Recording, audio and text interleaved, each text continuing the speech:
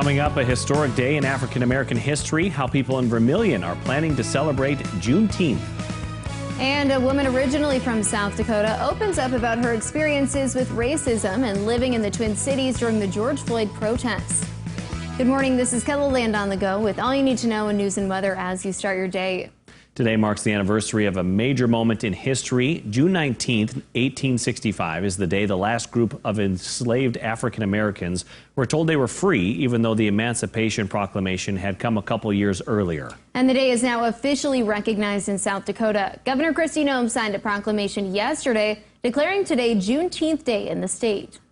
Sioux Falls Mayor Paul Tenaiken also issued a proclamation urging people in the city to honor African Americans' struggle for freedom. Organizers of a local celebration say learning from our past can help pave the way for racial equality in the future. Because you need to know exactly where you came from in order to understand where we are today is so important. To just tell those stories of what you remembered and carry that legacy on. Yoakum says protests following the death of George Floyd have brought new awareness to Juneteenth. Her nonprofit group, Establishing Sustainable Connections, is hosting a virtual Juneteenth celebration starting at 10 o'clock this morning. Another community in southeastern KELOLAND is recognizing Juneteenth. On Monday, a proclamation for the holiday was read during the city council meeting. An event called Chalk the Block is also happening in the city's downtown today, which invites people to share messages of celebration and solidarity. It's really about visibility and recognizing and being a community that is about openness and about understanding our position and wanting to do the best we can. The event is happening from 11 a.m. to 2 o'clock in front of the Bean and McVicker Plaza. A South Dakota woman recently shared her experiences growing up as a black person in a small town on her blog. Samantha Joe wrote about the microaggressions she encountered from first grade all the way to high school. Yesterday, she sat down with KELOLAND News to talk about those experiences and her struggle finding her identity as a black woman. She said not everyone in South Dakota has been discriminatory towards her, but change needs to happen. There are those few that don't know. They are not educated in it. They don't understand the impact of their words.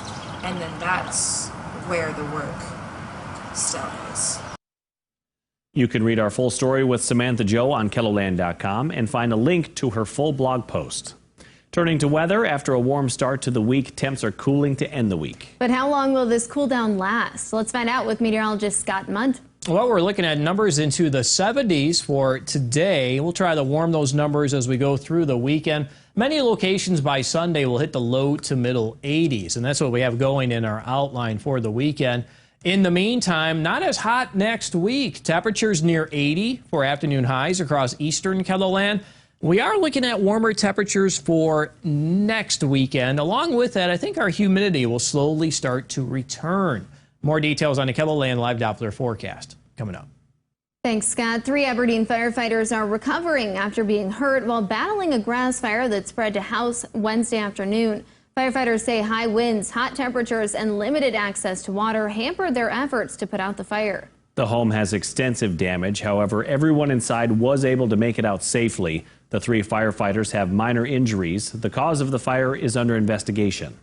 Sioux Falls police are hoping people come forward with information about 2 separate missing person cases. The latest is a 48-year-old man who was last seen on Saturday. Authorities say Nima Sherpa lives near the Walmart on Arrowhead Parkway and would often walk to the store. Police are also still looking for Angela Armstrong, who's been missing for 2 weeks now. Authorities say she may have been driving a dark gray 2017 Chevy Traverse with South Dakota license plate 44ZW44. If you have seen either of these people, call Sioux Falls Police. The city of Sioux Falls made the decision to cancel the 2020 Independence Day Parade and picnic. Instead, the city is going virtual as they have 2 new activities this year. The first is a 5K run where citizens can choose from one of 3 spots to run over the holiday weekend. The second is a virtual parade where the city is asking citizens to decorate their houses for other people to see. You can learn more about this year's plans in this KELOLAND.com original online right now. Rapid City is preparing to possibly host President Donald Trump during the fireworks display at Mount Rushmore. Mayor Steve Allender says a majority of the city's available resources will be in use at Mount Rushmore during the July 3rd event. Allender says it'll be a long few days for law enforcement. If there are protests, the mayor said the city will be prepared. We're going to be spread thin. We're going to do the best we can, but we'll be prepared to provide for security for both the presidential detail as well as any protests. Allender also says the city will monitor for any COVID-19 cases after the fireworks show. Scott? And in weather, we'll watch for scattered showers, thunder showers in the western South Dakota, which is needed. They've been dry as of late, and we'll continue this chance as we do go through the weekend. You see that trying to move across western, southwestern Kettle during the afternoon and evening. And then we'll watch eastern Kettle, another round of rain tomorrow morning. We'll get a break during the early afternoon. And then we'll have to watch for redeveloping showers and thunderstorms, anything that the sun is able to get going with that added energy in the atmosphere. But once the sun sets, I think a lot of it will go away. Marginal risk for severe weather tomorrow covering central South Dakota, and then it's up to a slight risk in extreme southeastern South Dakota and western Iowa. Forecast today showing afternoon highs in the 70s to near 80 degrees. You can check the 7-day forecast while you're here online. All right, thanks, Scott, and thanks for joining us for KELOLAND on the Go. Be sure to join us on air for midday in KELOLAND. Until then, you can get up to the minute developments right here on KELOLAND.com. Now go have a great day.